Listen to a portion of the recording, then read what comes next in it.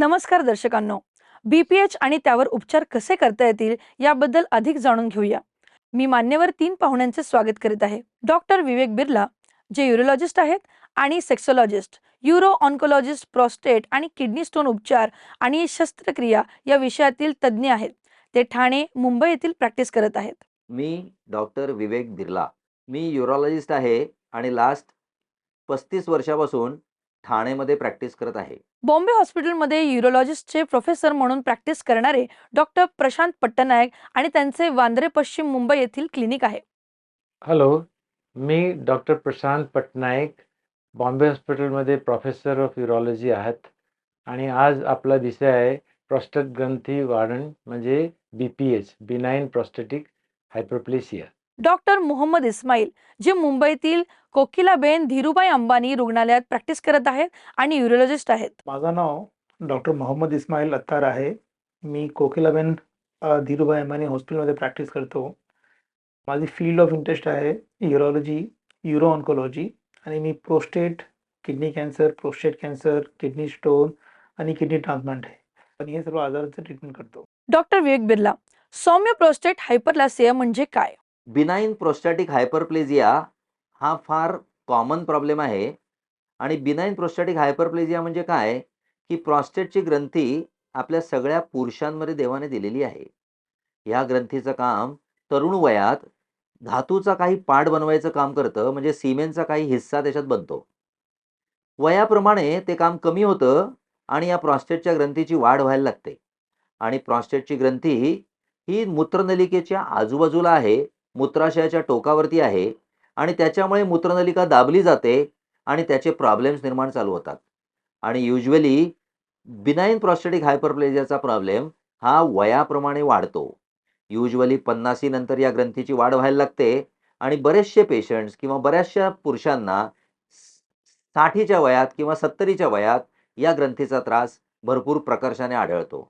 कोणाला त्रास कमी होतो, कोणाला त्रास जास्त असतो, कोणाची ग्रंथी जास्त झपाट्याने वाढते, कोणाची ग्रंथी थोडी स्लो वाढते. हाच एवढा फरक. या विकाराशी संबंधित सामान्य लक्षणे कोणती आहेत? कमी जास्त प्रमाणात पुरुषांमध्ये आढळतात आणि हा आजार युजुअली बिनाइन प्रोस्टॅटिक हायपरप्लेजियाचा असतो. पण आता महत्त्वाचा मुद्दा असा, की प्रत्येक पेशंटमध्ये ही ग्लँड बिनाइनच असेल का? तर असं नाही. 100 पेशंट जेव्हा आम्ही प्रॉस्टेट ग्रंथीच्या आजाराचे बघतो, त्यातले अंदाजे 7 ते 8 पेशंट्समध्ये या ग्रंथीमध्ये कॅन्सरची वाढसुद्धा आढळते. कर्करोगाची वाढसुद्धा आढळते. म्हणून डॉक्टरांना आणि यूरोलॉजिस्टना भेटणं फार गरजेचं आहे. भारतात बीपीएच किती सामान्य आहे? हा प्रॉस्टेटचा जो वाढण्याचा प्रॉब्लेम आहे किंवा प्रॉस्टेट एन्लार्जमेंटचा प्रॉब्लेम आहे, हा वयोमानाप्रमाणे प्रत्येक देशात आहे. भारतात आहे आणि परदेशातही आहे. कारण जसं वय वाढणार, तसा हा ग्रंथीचा प्रॉब्लेम प्रत्येक पुरुषामध्ये कमी जास्त प्रमाणात होणार. त्यामुळेच कोणत्या पुरुषांमध्ये जास्त त्रास होतो किंवा कोणत्या पुरुषांमध्ये ग्रंथी जास्त झपाट्याने वाढते, अशा पुरुषांमध्ये ट्रीटमेंट लागते. कधी-कधी काही-काही पेशंट्समध्ये ग्लँड कमी प्रमाणात वाढते किंवा त्रास कमी असतो. त्यांचं लाईफस्टाईल मॉडिफिकेशन करून सुद्धा ट्रीटमेंट करता येऊ शकते. पण बऱ्याचशा पेशंटची ट्रीटमेंट आजकाल गोळ्या औषधांनी होते. बीपीएच असलेल्या रुग्णांच्या जीवनात दर्जा कसा प्रभावित होतो? या प्रॉस्टेट एन्लार्जमेंटच्या आजारामुळे लघवीचे प्रॉब्लेम तर होतातच, पण त्याच्यामुळे आपली लाईफस्टाईल किंवा क्वालिटी ऑफ लाईफसुद्धा अफेक्ट होते. उदाहरणार्थ जर तुम्हाला सांगायचं म्हटलं, तर लघवीला वारंवार रात्रीला उठायला लागतं, त्याच्यामुळे रात्रीची झोप जाते आणि त्याच्यामुळे आपल्याला दिवसासुद्धा बऱ्यापैकी आपण डल होतो किंवा कामात लक्ष लागत नाही आणि बऱ्याच वेळेला आपले प्रॉब्लेम्स निर्माण होतात. दुसरी गोष्ट, रात्रीला आपल्याला वारंवार लघवीला जावं लागतं. त्याच्यात कधी-कधी अंधारात रात्रीला उठणं, त्याच्यामुळे आपण बाथरूममध्ये स्लीप होणं, कधी-कधी आपलं त्याच्यामुळे हाड मोडणं, हे सुद्धा बऱ्यापैकी कॉमनली अशा पेशंट्समध्ये बघितलं जातं. तिसरी गोष्ट, याच्याबरोबरच बऱ्याच पेशंट्समध्ये वयोमानाप्रमाणे इरेक्शनचे सुद्धा प्रॉब्लेम झालेले असतात आणि त्याच्यामुळे सुद्धा पेशंट बऱ्यापैकी नाराज असतो किंवा फॅमिली अफेक्ट होते आणि हे सगळे प्रॉब्लेम्स लक्षात घेऊनच पेशंट मग व्यवस्थित यूरोलॉजिस्टकडे जाऊन ट्रीटमेंट या सगळ्या गोष्टींची करू शकतो. डॉक्टर प्रशांत पट्टनायक, तुम्ही सौम्य प्रोस्टेट हायपरप्लासिया बीपीएच ची मुख्य वैशिष्ट्ये आणि इतर प्रोस्टेट स्थितींपेक्षा हे कसे वेगळे आहे हे सांगाल? आता ह्याच्याच बिनाइन प्रोस्टेटिक हायपरप्लेसिया म्हणजे काय, प्रोस्टेट ग्रंथी वाढण. प्रोस्टेट ग्रंथी नेहमीप्रमाणे 40 वय 40च्या नंतर वाढतात आणि हळू ते जास्त मोठे होऊन जातात. एकदा ते मोठे झालं, की आपला घसा दाबल्यासारखा ते युरेथ्राला दाबून ठेवतात. त्यामुळे लघवीला त्रास होतात. लघवीला त्रास म्हणजे काय? म्हणजे हळू लघवी येणं किंवा म्हणजे लघवी बंद पडणं किंवा लघवी करताना जास्त वेळ लागणं, हे सगळ्या गोष्टी असतात. आता कुठ आता ह्याचं कारण काय आहे? प्रोस्टेट ग्रंथी वाढण्याचं कारण म्हणजे आनुवंशिक असतात. कधी-कधी वयामुळे सुद्धा आपोआप वाढतात आणि जे लोक जास्त नॉन-व्हेज खातात, त्यांना चान्सेस जास्त असतात. फॅटी फूड जास्त खातात, त्यांना सुद्धा व्हायची शक्यता जास्त असतात. तसंच म्हणजे आपल्याला म्हणजे जे शुगर पेशंट्स जसं डायबिटीज आणि हाय ब्लड प्रेशर असं पेशंटला सुद्धा हे चान्सेस असतात, की प्रोस्टेट ग्रंथी वाढणं. कोणती सामान्य चिन्हे आणि लक्षणं आहेत ती एखाद्या व्यक्तीला बीपीएच अनुभवत असल्यास सूचित करू शकतात? आणि आता प्रोस्टेट ग्रंथी एकदा वाढलं, की मग काय आपण निदान करावं. टेस्टिंग म्हणजे आता एकदा प्रोस्टेट ग्रंथी वाढला म्हणजे हे सगळं लक्षण दिसलं, की आपण युरोलॉजिस्टकडे जातात. युरोलॉजिस्ट ते आपलं तपासणार आणि एकदा तपास झालं, की एक बोट घालून लघवी म्हणजे आपल्या संडासच्या रस्त्यामध्ये एक बोट घालून ते तपासणार. एकदा तपासलं आणि ते आपल्याला कळतं, की कितपत वाढलेला आहे प्रोस्टेट आणि प्रोस्टेटचं साईजसुद्धा आपल्याला कळतात आणि त्याच्यानंतर आपण ते सरळ आणि सहज उपाय आहे, की सोनोग्राफी. आता सोनोग्राफी एकदम उपलब्ध आहे प्रत्येकाने आणि स्वस्त आहे आणि सोनोग्राफीमध्ये आपल्याला प्रोस्टेटचं साईज आणि पिशवी ब्लॅडरमध्ये काय चेंजेस झालेला आहे किंवा किडनीमध्ये काय चेंज झालं सगळे आपल्याला कळून जातात. एकदा कळलं, की मग आपण त्याचं त्यात आणि आणखीन रक्त आणि लघवीचा तपास करतोय आणि हे सगळं तपासून झालं, की मग आपण ठरवतात, की याला इलाज कसं करावं. म्हणजे आता इलाज जे आहे ते इलाज म्हणजे आपण मेडिकल ट्रीटमेंट आणि सर्जिकल ट्रीटमेंट 2 प्रकारचे आहे. मेडिकल ट्रीटमेंटमध्ये आपण नेहमीप्रमाणे आता खूप मेडिसिन यायला लागलं आणि आता अल्फा ब्लॉकर एक चांगलं आणि योग्य ट्रीटमेंट आहे आणि अल्फा ब्लॉकर आपण देतोय आणि अल्फा ब्लॉकर बरोबर आपण ड्युटास्टेरॉइड वगैरे देतो किंवा म्हणजे म जवळ आता दुसरं खूप मेडिसिन आलेलं आहे.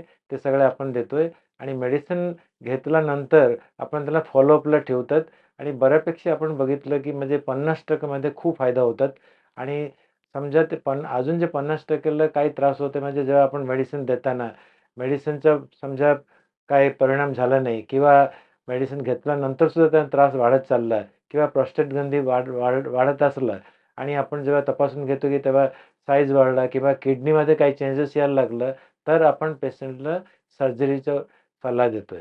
सर्जरी कधी करायचं? जेव्हा ग्रंथी खूप वाढलं आणि ब्लॅडरमध्ये चेंजेस यायला लागले किंवा प्रोस्टेट ग्रंथीमुळे म्हणजे किडनीला त्रास व्हायला लागला, तेव्हा आपण सर्जरी करतोय. सर्जरीचे प्रकार जे आहे ते 2 प्रकारचे आहे. एक तरी मिनिमली इन्व्हेसिव्ह सर्जरी आणि ओपन सर्जरी. ओपन सर्जरी आता हल्ली खूप कमी झालेलं आहे. कारण इन्व्हेसिव्ह सर्जरी उपयोगी आहे. ह्याच्यात काही विशेष कॉम्प्लिकेशन्स नाही आहे. मिनिमम इन्व्हेसिव्ह सर्जरी जसं लेझर सर्जरी किंवा म्हणजे आपला नवीन पद्धत आलेला आहे जसा प्रोस्टेट लिफ्ट आणि रिझ्यूम, एक्वा अब्लेशन असं असं सगळे निघालेलं आहे आणि ते सगळे वस्तू फार उपयोगी आहेत आणि आपला सध्या जे फेमस आहे ते लेझर आहे. लेझरनी आपण सगळे ग्रंथी आपण संपूर्णपणे आपण जाळू शकतो आणि रस्ता मोकळं होतात आणि लगे आरामात होऊन जातात. जास्त रक्तस्राव होत नाही. आणखीन आता हे सगळी गोष्ट आणि आता नवीन निघालं आहे. रोबो सर्जरी आता रोबोटिक सर्जरी फार उपयोगी आहे. आता रोबोटिक सर्जरीमध्ये मोठे ते मोठे प्रोस्टेट आपण ते आरामात करू शकतो. काही रक्तस्राव होत नाही. एक फार उपयोगी आहे. जेव्हा प्रोस्टेट ग्रंथी 300-400 ग्राम होतात, तेव्हा रोबोटिक फार उपयोगी असतात. 40 ते 60 वयोगटातील भारतात पुरुषांमध्ये बीपीएच किती व्यापक आहे आणि या लोकसंख्याशास्त्रात काही विशिष्ट जोखीम घटक आहेत का? आपण जेव्हा प्रोस्टेट ग्रंथी आपण तपासून जेव्हा बाहेर काढतोय आणि तपासासाठी पाठवतोय, तपासमध्ये जवळ-जवळ 10% चान्सेस असतात कॅन्सर व्हायला आणि प्रोस्टेट सर्जरी झाल्यानंतर सुद्धा जवळ-जवळ एक 3% चान्सेस असतात कॅन्सर व्हायला. तरी कॅन्सर चं आपण कसं त्याला हे करायचे, तपास करायचे. तपासासाठी आपण त्यांना PSA टेस्टिंग करतोय आणि जसं समजा लघवीमधून रक्त यायला लागलं किंवा जवळ-जवळ म्हणजे लोअर युरिनरी सिम्प्टम्स वाटायला लागलं. मग आपण तपासतोय. त्याच्यासाठी सीटी स्कॅन वगैरे आहेत आणि ते सगळं झालं, की आपल्याला कळतंय, की बायोप्सी करतोय कधी-कधी आपण. हे सगळ्यामध्ये आपल्याला कळतंय, की म्हणजे हे प्रोस्टेट ग्रंथीमध्ये कॅन्सर आहे. कॅन्सरचा उपचार एक वेगळ्या प्रकारचा आहे. डॉक्टर मोहम्मद इस्माईल, अशा लोकांमध्ये जीवनशैली व्यवस्थापिकाची भूमिका काय आहे? प्रोस्टेट एन्लार्जमेंट जे आहे, हा एक एजिंग प्रॉब्लेम आहे. हा एक नैसर्गिक प्रॉब्लेम सांगू शकतो आपण. जसं सर्वांचा एज वाढणारच आहे, तसंच प्रत्येक पुरुषांचा एक एजनंतर प्रोस्टेटची साईज वाढते. तर जशी कुठलीही लाँग स्टँडिंग डिसीजमध्ये लाईफस्टाईल मॉडिफिकेशनचा इम्पॉर्टन्स असतो, तसंच लाईफस्टाईल मॉडिफिकेशनचा इम्पॉर्टन्स प्रोस्टेट हेल्थमध्ये पण आहे. आम्ही युजुअली पेशंटला रिकमेंड करतो, हेल्दी डाएट घ्यायचं, वजन जास्त वाढवायला नाही पाहिजे, रेग्युलरली एक्सरसाइज करायचा, ओबेसिटी अव्हॉइड करायची, स्मोकिंग अव्हॉइड करायचं. याच्याने डायरेक्टली प्रोस्टेट हेल्थवर डायरेक्ट इम्पॅक्ट नसलं तरी पण आपलं क्वालिटी ऑफ लाईफ चांगली असते आणि चान्सेस असतो की आपल्याला मोस्टली प्रोस्टेट कॅन्सर वगैरे नाही होणार आणि झालं तरी किंवा प्रोस्टेट मोठं झालं तरी आपली जर हेल्थ चांगली असली, दुसरी कोमॉर्बिडिटी नसली, ब्लड प्रेशर नसलं, डायबिटीज नसलं, तर आपल्याकडे ट्रीटमेंटचे ऑप्शन जास्त ओपन असतात आणि चांगलं ट्रीटमेंट होऊ शकतो. कोणाला बीपीएचची लक्षणं आहेत, पण उपचार घेण्यास टाळाटाळ करतात? प्रोस्टेट एन्लार्जमेंट झाल्यावर प्रत्येक पुरुषांना काही ना काहीतरी सिम्प्टम असतात. जसे रात्रीला परत-परत लघवीसाठी जागा होणे, परत-परत लघवीला जायची गरज लागणे, लघवीचा फ्लो साफ नाही येणे, लघवीला जळजळ वगैरे होणे, लघवीमध्ये रक्त जाणे. तर कुणालाही हे सिम्प्टम असलं तर माझा ॲडवाईस असा आहे की तुम्ही जाऊन लवकर आपल्या डॉक्टरांना किंवा आपल्या युरॉलॉजिस्टला भेटून घ्या. कुठलाही आजार सुरुवातीला त्याचं निदान झालं तर त्याचे ट्रीटमेंटचे ऑप्शन चांगले असतात. ट्रीटमेंट चांगलं होऊ शकतं आणि कॉम्प्लिकेशन अव्हॉइड करू शकतात. जे पेशंट युजुअली ट्रीटमेंट इग्नोर करतात त्यांना दुसरे त्रास होऊ शकतात. जसे रिकरंट युरिनरी ट्रॅक्ट इन्फेक्शन होऊ शकतो, लघवीला रक्त जाऊ शकतो, ब्लॅडरमध्ये स्टोन वगैरे होण्याचे चान्सेस असतात आणि जर कुणाला कॅन्सर असेल आणि तो निदान लवकर नाही झालं तर त्याचे ट्रीटमेंटचे चान्सेस कमी होऊन जातात. कॅन्सर पसरलं की त्यांचे क्युअर करू शकत नाही, पण त्याला फक्त कंट्रोल करू शकतो. जर आपण तोच कॅन्सर सुरुवातीला डायग्नोज करून घेतलं तर त्याचा पूर्ण उपचार होऊ शकतो. म्हणून कुणालाही सिम्प्टम असले तर त्यांनी जाऊन आपल्या फॅमिली डॉक्टरला भेटायला पाहिजे किंवा आपल्या युरॉलॉजिस्टला भेटून घ्यायला पाहिजे. युरोलॉजिस्टची मुख्य चिंता कोणती आहे, ज्यामुळे रुग्णाच्या उपचारांवर परिणाम होऊ शकतो? जर कुणाला कुठलेही युरिनचे सिम्प्टम असतील, जसे रात्री परत-परत उठणे, युरिन कंट्रोल नाही होणे, युरिन साफ नाही होणे, असं वाटणे की युरिन पूर्ण नाही झालं, आतमध्ये शिल्लक राहिलं आहे किंवा लघवीला रक्त वगैरे जाणे, तर हे सिम्प्टम्सला इग्नोर करू नका. आमचा मेन कन्सर्न असतो की हा सिम्प्टम फक्त प्रोस्टेटमुळे नसतो. लोकांना असं वाटतं की आपलं वय झालं म्हणून आपल्याला परत-परत युरिनला, लघवीला जायची गरज लागते. पण बरोबर आहे. याचे कारण अनेक असू शकतात. हा युरिन इन्फेक्शनमध्ये पण असू शकतो, ब्लॅडरच्या स्टोनमध्ये पण असू शकतो, तुमचा प्रोस्टेट मोठा झाला असेल म्हणून तरी पण असू शकतो. कुणाला ब्लॅडरचं कॅन्सर असलं तरी पण असू शकतो. कुणाला प्रोस्टेटचा कॅन्सर झाला असेल तर या कुठल्याही कारणामुळे हे सेम सिम्प्टम असू शकतात. म्हणून कोणालाही हे सिम्प्टम असलं तर बेसिक युरॉलॉजीचा हा कन्सर्न आहे की आपल्याला कुठलंही ग्रेव्ह डिसीज किंवा स्टोन किंवा इन्फेक्शन किंवा कॅन्सर नसायला पाहिजे आणि तो असला तरी पण लवकर निदान करून त्याचा उपचार करायला पाहिजे. That is the basic concern. म्हणून आम्ही सांगतो की उशीर नाही करायला पाहिजे. तुम्हाला हे कुठलेही सिम्प्टम असले तर जाऊन आपल्या डॉक्टरांना भेटून घ्या. एक अनुभवी तज्ज्ञ म्हणून तुम्ही रुग्णांना कोणता संदेश देऊ इच्छिता? कॉमन मॅनला माझा हा निरोप आहे की हेल्दी लाईफस्टाईल जगा. वजन वाढवायला देऊ नका. आपल्या वजनवर चेक ठेवा. रेग्युलर एक्सरसाइज करा. कुठलाही जे तुम्हाला एक्सरसाइज, वॉकिंग, स्विमिंग, जॉगिंग जेही तुम्हाला एक्सरसाइज जमते ते एक्सरसाइज करा. हेल्दी डाएट घ्या. खूप जास्त प्रोसेस्ड फूड वगैरे घेऊ नका. स्मोकिंग अव्हॉइड करा. हे जर तुम्ही हेल्दी लाईफस्टाईल जगले तर तुम्हाला chronic diseases, blood pressure, diabetes हा तर कंट्रोलमध्ये असतो. तसंच प्रोस्टेट हेल्थमध्ये पण तुम्हाला बेनिफिट असतो. तुम्हाला कुठलेही लघवीचे लक्षण वगैरे असतील, लघवी कंट्रोल होत नसेल किंवा लघवी पूर्ण साफ होत नसेल किंवा रात्री परत-परत उठायची गरज लागत असेल, तर तुम्ही जाऊन आपल्या युरॉलॉजिस्टला किंवा फॅमिली डॉक्टरला भेटा आणि त्यांना सांगा तुमचा काय त्रास आहे. तुम्हाला बेसिक इन्व्हेस्टिगेशन वगैरे सांगतील. सोनोग्राफी, सीरम पी-एसआचा टेस्ट हा करून घ्यायचा आणि त्या डिपेंडिंग अपॉन द रिपोर्ट ते तुम्हाला उपचार सांगतील ते फॉलो करा. डॉक्टर रेड्डीजच्या सार्वजनिक जागरूकता उपक्रम हा संवाद वैद्यकीय व्यावसायिकाच्या सल्ल्याच्या पर्याय देत नाही. कोणत्याही वैद्यकीय सल्ल्यासाठी कृपया तुमच्या डॉक्टरांचा सल्ला घ्या. ही साहित्य तयार करताना शक्य तितकी काळजी घेतली गेली असली तरी डॉक्टर रेड्डीज त्यांच्या सामग्रीसाठी कोणत्याही व्यक्तीस जबाबदार राहणार नाहीत.